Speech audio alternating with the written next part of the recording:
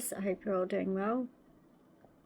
On my last video in the comments, I was just asked a couple of things to talk about, and so I thought I would address that at this moment.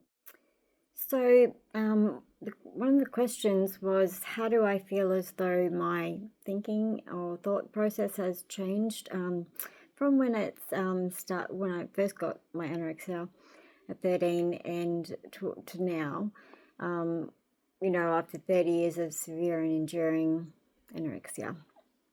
And I would say that in the first instance, when it started, it was more about wanting to be as perfect as I could, as many things as I could be.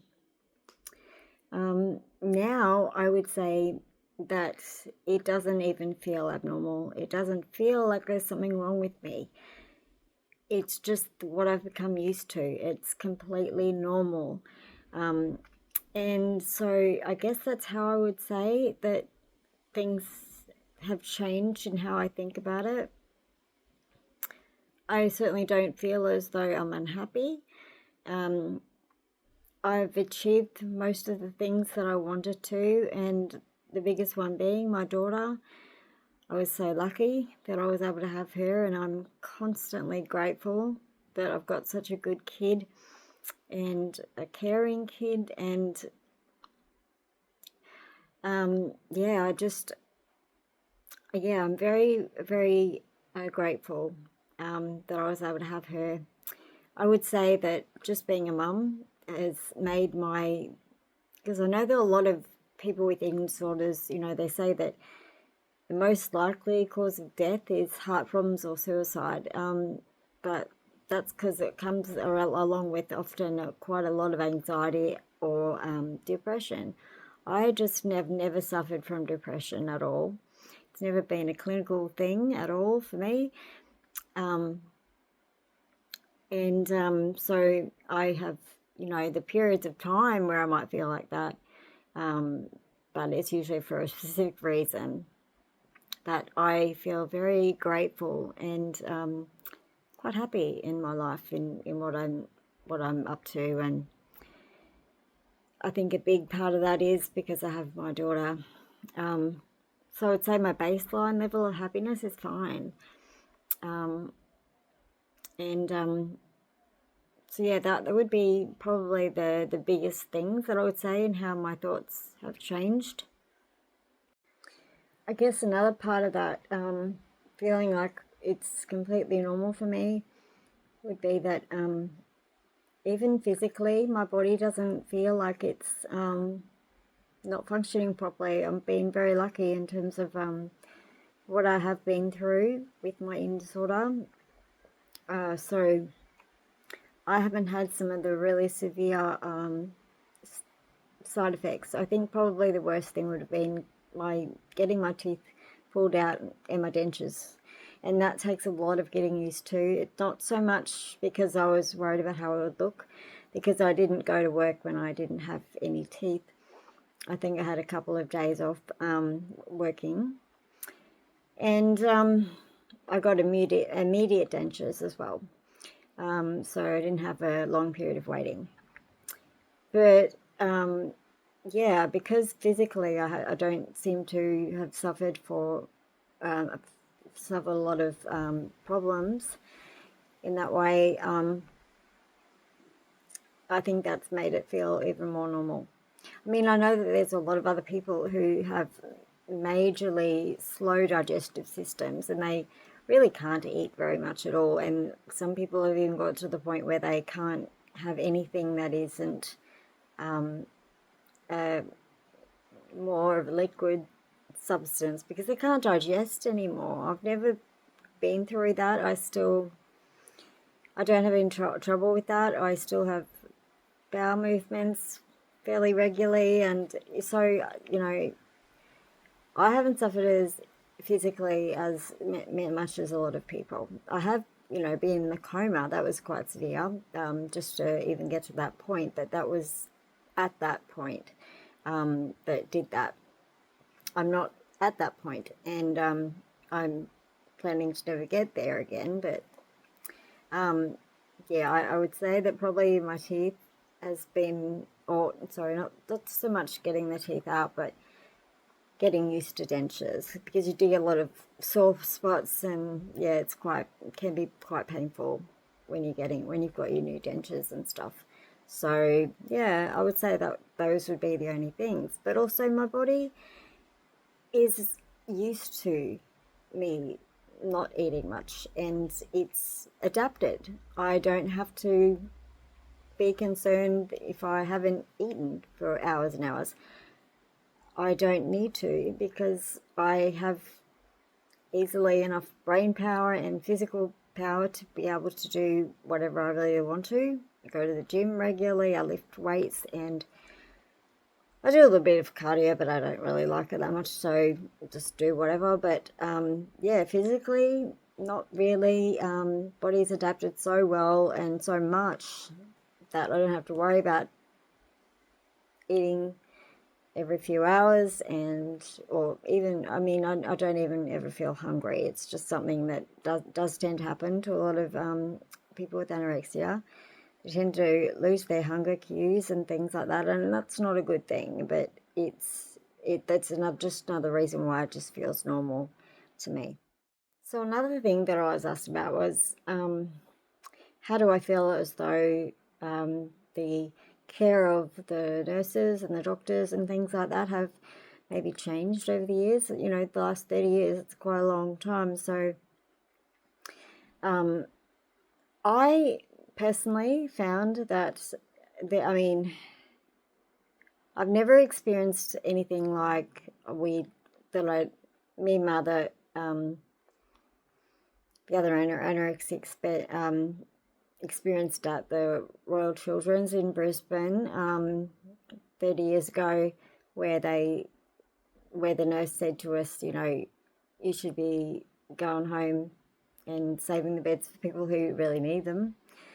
I haven't had that experience again, but what I have had is still the same ignorance of what it really means to be anorexic, and what it's more of when you are in hospital and having tube feeds and things like that. It's more that the nurses have been, at least in my opinion, it's based around punishment. If you don't comply with everything they say, you know, such as bed rest, not getting up even to go to the toilet, you're not even allowed to, you're going to be wheeled to the toilet right in your bedroom. Yeah, that kind of thing. It's all about, if you don't do these things, you'll be punished. And so that's kind of a nursing thing. And also I would, you know, I mean, the last 2 times I've been in hospital, I've had my room searched, and when I was not even told, and they're not allowed to do that. And I could complained about that at one point, and yeah, the nurses got into a bit of strife over that. In terms of doctors, well, I had a wonderful doctor when I came out from the time that I was in there for a coma. When I came out of that admission, my doctor had died, and he was one of the best doctors I'd ever had. And he was not the one that put me into the hospital. I was put into the hospital because of the ambulance. He didn't make me to go. But also, so he was really wonderful. I had to get a new doctor, and I've got a really, really good one now that is great. But in terms of psychiatrists, psychologists, and that kind of thing, I've had a really good psychologist. I've had one really good or decent psychiatrist. So the very first psychiatrist that I ever had was when I was 13, when I first went to hospital. And this man, he was basically what you would call the best, quotations. And that's why my parents picked him. But I couldn't stand him. He was very entitled. He was very arrogant. And I kind of picked up on that straight away. And so, yeah, I had to see him for at least a few weeks, but I remember just most of the time I would be in his office. He'd ask questions, or I just wouldn't answer him because I had this sense that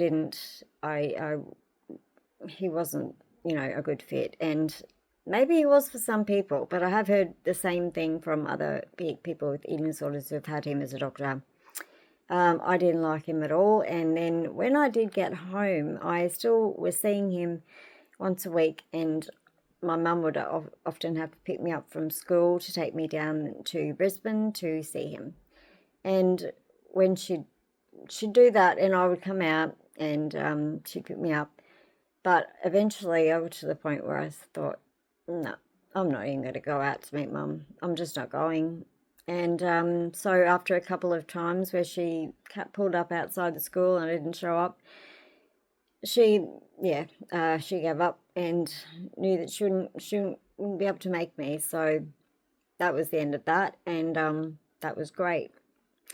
And after that, when I was in hospital another time, a few years later, I had another psychiatrist that was quite good. Even though he put me on an ITO, which is involuntary treatment order, which I absolutely hated. But yeah, I was in hospital in the psychiatric hospital in Brisbane, which had an eating disorder program. And yeah, he was quite a good doctor, though. I wouldn't say just because I was on an ITO that I didn't find him likable. Wouldn't say helpful. I never really found the psychiatrist any much help at all. But he did listen to me, and I guess that was the reason I liked him. So yeah, that's kind of. And then I had one psychologist in here in where I live in Caloundra, and she was great. And I've had her for probably nearly a year, and she was great. And apart from her, there's never been anyone else. She was very in tune with what was needed with eating disorders. And I've also had a really good dietitian here on the Sunshine Coast as well. And maybe lastly, I might just finish with this thought that I do feel sad that I wasn't able to recover. I feel that it's kind of not fair because I can't just enjoy food and have as much as I need or want, because I never get hungry either. That's kind of abnormal, and I would just really like it if I could have recovered so that I could just have a normal relationship with food and exercise, and that I would be able to just have the foods I like in my life. And so that is something that makes me sad. Not enough to be calling myself depressed or wanting to end my life over it. Not at all, because I'm quite happy with where things are. But yeah, it's just, I find that sad. And I feel that myself. I feel sad that I can't just kind of enjoy eating. So yeah, I think that's probably the last thing that I would say is a little bit different to a lot of people. But yeah, I'd really like to hear about how you guys feel about those things as well. So yeah, just drop it in the comments. That would be great. Anyway, guys, I guess I will see you next time. And yeah, again, just drop anything in the comments that you'd like me to talk about or discuss. That would be great. And hope you're all doing well. Talk to you soon. Bye.